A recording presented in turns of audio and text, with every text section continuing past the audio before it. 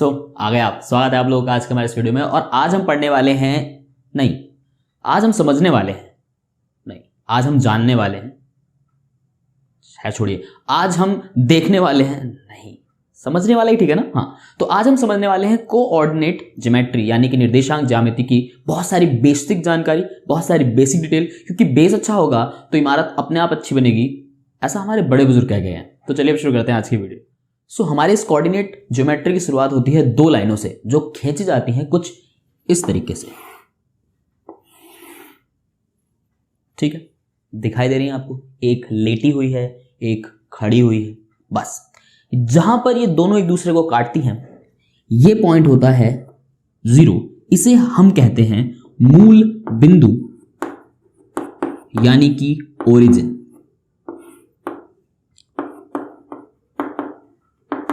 इसे ऐसा क्यों कहा गया? कारण ये है क्योंकि ये 0 पॉइंट है, क्योंकि दोनों यहां पे काटती हैं। ये है मूल बिंदु, आपको देखो याद रखना है बेसिकली, और कुछ नहीं है। उसके अलावा ये जो लेटी वाली लाइन है इसको हम एक्स एक्सिस कहते हैं। क्या कहते हैं? X axis. उसके अलावा ये जो आपको खड़ी वाली नजर आ रही है इसको कहा जाता है वाई एक्सिस, यानी हिंदी में अगर मैं कहूं तो इन्हें अक्ष कहा जाता है। ये भी अक्ष है, ये भी अक्ष है। यहां पे मैंने बस इंग्लिश में लिख दिया, वहां मैंने हिंदी में लिख दिया। अब उसके अलावा इनके और भी नाम है। ये जो लेटा हुआ आपको दिखाई दे रहा है, ठीक है, जिसको हमने एक्स कहा है, एक्स इधर भी है और ये ऐसे वाई इधर भी है। तो ये जो लेटा वाला है, ठीक है, इसको हम हिंदी में कहते हैं भुज। यानी अगर मैं यहाँ पे अलग से कहीं पे पॉइंट बढ़ा के आपको डिटेल लिखना चाहूं तो ये जो एक्स है, ठीक है, याद रखिए ये जो एक्स आपको नजर आ रहा है इसको हम कहते हैं भुज हिंदी में। यहां नहीं, यहां लिख देते हैं, इसको कहा जाता है भुज। भुज कहने के पीछे कारण क्या है? देखो, मैं अगर ऐसे खड़ा होता हूं और मैं अपनी ऐसे बाहें फैलाता हूं तो ये भुजाएं हैं और इसी भुजाओं के कारण इसको हम कहते हैं भुज। भुज को अंग्रेजी में कहा जाता है एब्सिसा, ठीक है, एब्सिसा, एब्सिसा। यार अंग्रेजी वालों तुम नरक में जाओगे, ऐसे मुश्किल मुश्किल शब्द बनाते हो। Abscissa, okay. हिंदी में देखो इजी है, भुज, भुजाओं से बना भुज। ओके, तो वाई को भी कुछ ना कुछ कहते होंगे, तो वाई को कहा जाता है ऑर्डिनेट। क्या कहा जाता है? ऑर्डिनेट। तो यहीं लिख देते हैं, ये एक्स के लिए है, यहां लिख देते हैं हम वाई के लिए। इसको कहा जाता है हिंदी में कोटि। ओके, इजी है याद रखना। इंग्लिश में कहा जाता है ऑर्डिनेट। देखा, इधर इतना आसान सा नाम बताया है लोगों ने, इधर देखो पता नहीं क्या ही रायता सा फैला रखा है। खैर, आपको याद कैसे रखना है कोटि? देखिए, खड़े होते हैं, चोटी हमारी जाती है सीधे ऊपर को, इसीलिए वहीं से बना कोटि।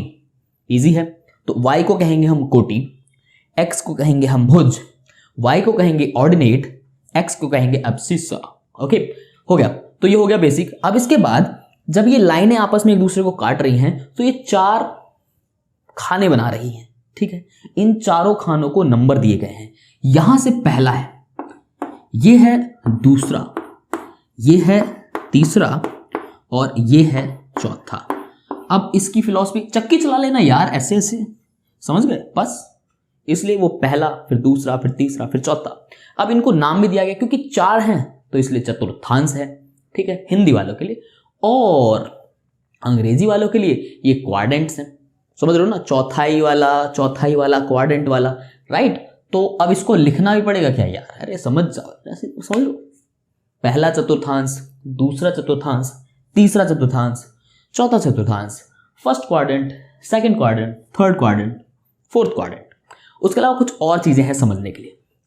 ये जो 0 है तो 0 से काउंटिंग भी होती है, गिनतीज भी होती है, ठीक है। तो अब गिनती चालू होंगी तो 0 के इधर भी गिनती 1 2 3 4, इधर भी गिनती 1 2 3 4, ऊपर भी गिनती 1 2 3 4 और नीचे भी गिनती 1 2 3 4 और जहां तक जाएगी वहां तक। पर इनके अंदर कुछ और बेसिक सी चीजें आपको याद रखनी है। देखो, यहां से जो इस तरफ को गिनती लिखी जाएगी हमेशा, जैसे कि मान लीजिए 1, फिर 2, 3, 4, 5, 6, इधर भी ऐसी जब गिनती लिखी जाएगी 1 2 3 4 5 6, तो इधर और इधर की गिनती में हमेशा एक फर्क रहेगा। वो फर्क आपको कैसे पहचानना है? जब मैं इसकी तरफ मुंह करके खड़ा होता हूं तो सीधा हाथ किधर? इधर। तो जब हम सीधी दिशा में चलते हैं तो हम हमेशा पॉजिटिव होते हैं। तो इसीलिए इधर की जो गिनती होगी यानी जो काउंटिंग नंबर्स होंगे वो हमेशा पॉजिटिव होंगे। किस तरफ? जब आप इसकी तरफ मुंह कर खड़े हैं, जिस तरफ आपका सीधा हाथ है, राइट हैंड है, राइट। लेकिन जब आप अपने लेफ्ट हैंड पे देखेंगे तो जब उल्टी दिशा में जाओगे तो नेगेटिविटी आएगी। तो इसीलिए नेगेटिविटी से इधर के जो नंबर हैं वो सब नेगेटिव होते हैं, यानी कि इनके आगे से माइनस लगा हुआ होता। तो आपको हमेशा याद रखना है कि ग्राफ को जब भी कभी देखते हो, आप ओरिजिन पे देखते हो, तो उसके हमेशा राइट साइड में जो नंबर्स होंगे वो हमेशा पॉजिटिव होंगे, जो लेफ्ट साइड में नंबर होंगे वो नेगेटिव होंगे। तो सेम ऐसी काउंटिंग इधर भी चलेगी, ठीक है। तो इधर की काउंटिंग में भी सेम नियम है। इधर मान लीजिए 1 है, 2 है, 3 है, 4 है, 5 है, 6 है, ऐसे चल रहा है। इधर भी सिमिलर ऐसे ही चल रहा है, 1 2 3 4 5 6 के हिसाब से। देखो ये इस तरफ लिखना था, जगह की वजह से हमने इस तरफ लिखा है 1 2 3 4 5। अब देखो जब भी कब हम ऊपर की ओर जाते हैं, हम ऊपर की ओर बढ़ते हैं, तो हम अच्छी अच्छी बातें लेते हैं, पॉजिटिविटी लेते हैं। तो ऊपर की ओर जाने में पॉजिटिव नंबर्स आएंगे, नीचे की ओर जाते हैं, डिप्रेस्ड सिचुएशन में जाते हैं तो नेगेटिविटी आती है। तो इसलिए जो नीचे के नंबर होते हैं वो नेगेटिव होते हैं। ये मैं सिर्फ याद करने के लिए आपको बता रहा हूँ, ठीक है। कहीं इसको जाके ऐसी समझ लो, याद करने के लिए, ठीक है, कि उल्टी तरफ हमेशा नेगेटिविटी, नीचे की तरफ हमेशा नेगेटिविटी, सीधी तरफ पॉजिटिविटी, ऊपर की तरफ पॉजिटिविटी। तो इधर के और ऊपर के नंबर्स हमेशा पॉजिटिव, इधर के और नीचे के नंबर हमेशा नेगेटिव। एक चीज और जो याद रखनी है कि इन सभी नंबरों के बीच जो गैप होना चाहिए वो बिल्कुल बराबर होना चाहिए। यानी कि यहां से आपने जितना गैप यहां लिया है उतना ही यहां लीजिए, उतना ही यहां लीजिए, उतना ही यहां लीजिए। हमारा गैप कम ज्यादा है क्योंकि मैं स्केल लेके नहीं कर रहा हूं। आप लेकिन जब करेंगे तो आप स्केल लेके करेंगे क्योंकि आप अपनी नोटबुक में कर रहे होंगे, ठीक है। सो अभी तक हमने क्या जाना कि भाई दो लाइनें जब एक लेटी हो एक खड़ी हो तो वो एक ग्राफ बनाती है जिसमें एक्स एक्सिस और वाई एक्सिस होते हैं। एक्स को हम एब्सिसा कहते हैं जबकि वाई को हम कोटि यानी कि ऑर्डिनेट कहते हैं। एक्स को भुज कहा जाता है। 4 क्वाड्रेंट होते हैं। उसके अलावा जो बीच में है ये मूल बिंदु ओरिजिन होता है। राइट साइड में जो नंबर है वो पॉजिटिव होते हैं, ऊपर में पॉजिटिव होते हैं, लेफ्ट में नेगेटिव होते हैं और नीचे नेगेटिव होते हैं। और क्या याद करने लायक है, अब जरा उसकी तरफ बढ़ते हैं। अब यहां पर जब यहां पर कोई भी कोऑर्डिनेट आएगा, कोऑर्डिनेट यानी कि निर्देशांक, ठीक है। निर्देशांक कैसे? जब भी कभी आप इस ग्राफ को जाएंगे तो आपको कुछ ना कुछ मिलेगा। जैसे मान लीजिए पहला ही पॉइंट आपको दिया जाता है, ये कहता है कि भाई इन्हें इस ग्राफ में दर्शाओ कि ये कहां है इस ग्राफ में। तो आपको हमेशा याद रखना है एबीसीडी में पहले क्या आता है, एक्स, फिर क्या आता है, वाई। तो ऐसे ही हमेशा इसमें ये जो पहले नंबर पे डिजिट है वो एक्स के लिए है और जो दूसरे नंबर पे है वो किसके लिए है, वाई के लिए है। तो आपको ढूंढना है एक्स का 3। क्या 3 के आगे कोई माइनस लगा है? नहीं लगा है, यानी ये कहां है, प्लस वाले में है। तो ये 3 हम कहां ढूंढेंगे, इस लाइन पर हम ढूंढेंगे यहां। ये रहा, क्योंकि इधर वाला नहीं लेना है क्योंकि यहां तो माइनस वाला आएगा तो ये ले लिया। उसके बाद बारी किसकी है, वाई के लिए। 5 की ये पूरी लाइन है। तो क्या 5 माइनस में है? नहीं, प्लस में है। तो प्लस में कहां ढूंढेंगे, यहां, ये रहा। तो हमें 3 भी मिल गया, 5 भी मिल गया। तो क्या ये हो गया, ये हो गया? नहीं, इन दोनों जगहों से लाइन चलेगी उस दिशा में जहां पर एक दूसरे को मिल सके, ठीक है। तो यहां से लाइन चलेगी, हम ऐसे चलाएंगे और यहां से हम ऐसे चलाएंगे और हम वहां तक ले जाएंगे जहां पर एक दूसरे को मिल जाए। ये जो पॉइंट है यही है कोऑर्डिनेट 3 और 5। आया समझ में कि निर्देशांक जब आपको दिए जाए तो उसको कैसे ढूंढ के कहां पे टिक लगाना होता है। ये जो पॉइंट है वो है निर्देशांक 3 और 5। अब यहां पर एक चीज और सीखी जा सकती है, अपने आप समझ सकते हैं कि हमें पता लगा कि पहला जो क्वाड्रेंट है उसमें जो भी निर्देशांक आएंगे वो दोनों प्लस वाले हैं, ठीक है। क्योंकि देखो हम यहां एक्स वाले को इसमें लेते हैं और यहां से वाई वाले को लेते हैं। एक्स वाले भी इधर प्लस हैं और वाई वाले भी इधर प्लस हैं। तो जो पहला क्वाड्रेंट है उसके अंदर आने वाली एक्स और वाई दोनों की वैल्यू प्लस में होगी और देखिए ये दोनों प्लस में है। सेकेंड आपको कोऑर्डिनेट दर्शाने के लिए कहा जाता है, मान लीजिए, और आपको इस बार दिया जाता है -3 और 5। तो ऑब्वियसली सी बात है अब ये x का है और वो y का, पहला हमेशा x, ठीक है। और इसको हम ढूंढने के लिए x पे जाएंगे। अब x की लाइन में माइनस वाले किधर होते हैं, इधर, ठीक है। तो 3 हमें मिल गया, तुरंत ये रहा। दूसरा हमें किसका देखना है, y का। y का क्या है, 5 किधर, ऊपर, मिल गया, ये रहा। तो बस आपको पता है अब लाइन चल देगी उस दिशा में जहां पर दोनों एक दूसरे को मिल सके। यहां से चलना चालू हुई ये, यहां से चलना चालू हुई ये, और देखिए ये यहां पे मिल गए। ये आया -3 और 5। ठीक है, देखा। तो यहां पर दूसरी चीज क्या क्लियर हुई कि जो सेकंड क्वाड्रेंट होता है इसमें हमेशा x माइनस का होता है जबकि y प्लस का होता है। देखो x के सारे नंबर माइनस है, y के जो है वो है प्लस। तो पहले क्वाड्रेंट में जहां पर दोनों प्लस थे, सेकंड वाले में क्या हो रहा है कि x माइनस हो जाता है, y प्लस है। तो कैसे क्यों ना यहां का समझ लिया जाए, बिना कोऑर्डिनेट के समझ लिया जाए। देखो समझ आ जा सकता है, यहां पर x वाला भी माइनस है, y वाला भी माइनस है, यानी जो थर्ड क्वाड्रेंट होगा उसमें दोनों की दोनों वैल्यू माइनस की होंगी।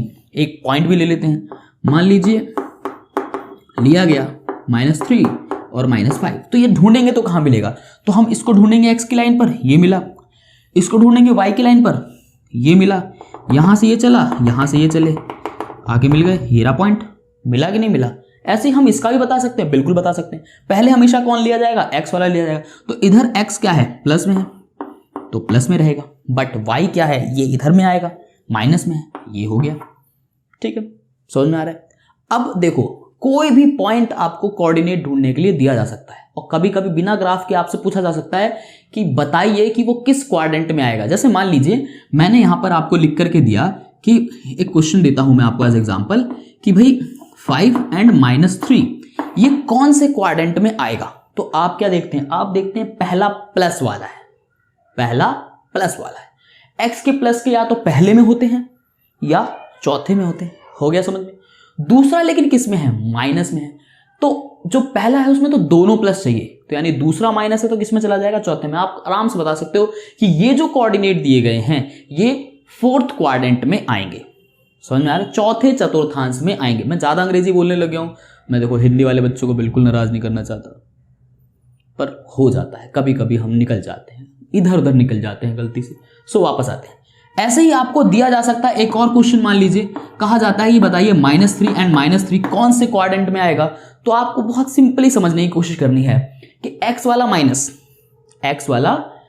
दिया गया है, तो x वाला माइनस किधर होता है, इधर, यानी कि दूसरे में और तीसरे में, लेकिन साथ में y भी माइनस है, तो y माइनस किधर होता है, नीचे। x वाला माइनस किधर होता है, हमेशा उल्टे हाथ पे, पर ऐसे वाले में उल्टे हाथ पर। ठीक है, नीचा और उल्टे हाथ तीसरे वाले में चले जाते हैं, और ये किस में आएगा, तीसरे क्वाड्रेंट में। ठीक, तो ये बहुत बेसिक सी चीज है कि आपको कोई कोऑर्डिनेट दिया गया है, आपको ढूंढ के बताना है कि भाई वो उस के अंदर कहां पर मौजूद है, किस क्वाड्रेंट में मौजूद है। आपसे ये भी पूछा जा सकता है कि मान लीजिए क्वाड्रेंट देके आपको पूछ ले कि इनके भुज और कोटि बताओ, तो आपको हमेशा याद रखना है x जो है वो आपका भुज है, y जो है वो आपका कोटि है। बहुत आसान होता है बताना, बस इसको आराम से अपनी कॉपी बनाइए, 2-3 अपने आप से ट्राई कीजिए, बहुत अच्छे समझ में आ जाएगा। यह है बिल्कुल बेसिक कोऑर्डिनेट ज्योमेट्री का। आगे हम इनके लीनियर पेयर्स को सॉल्व करके कैसे ग्राफ खुद से बनाते हैं, कब क्या कैसे उन्हें सॉल्व किया जाता है, इसकी वीडियोस भी आने वाली हैं। तो वीडियो आगे को पसंद तो लाइक का बटन दबा देना, चैनल पे पहली बार थे तो सब्सक्राइब कर लेना। पढ़ाई को बनाना मजेदार है, हमारी जिम्मेदारी। चैनल को सब्सक्राइब करना, वीडियो को लाइक और एक बढ़िया सा कमेंट छोड़ना है आपकी जिम्मेदारी। हमें मिलूंगा बहुत जल्द अगली वीडियो में, तब तक के लिए नमस्कार।